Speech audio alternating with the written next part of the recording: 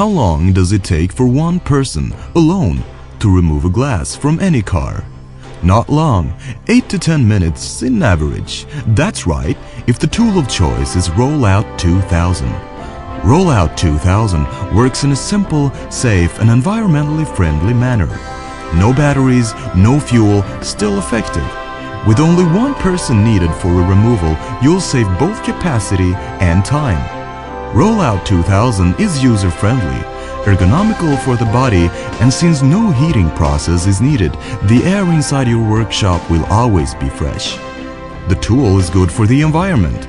It works with manpower only. It's designed to be careful.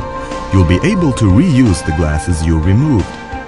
The car paint will still be unscratched when you're done, and there is no need for repair afterwards. Rollout 2000 is a complete set of tools for all types of car glasses, well tested, already in use at many workshops. And it all fits in this small case. Rollout 2000, one tool, all cars.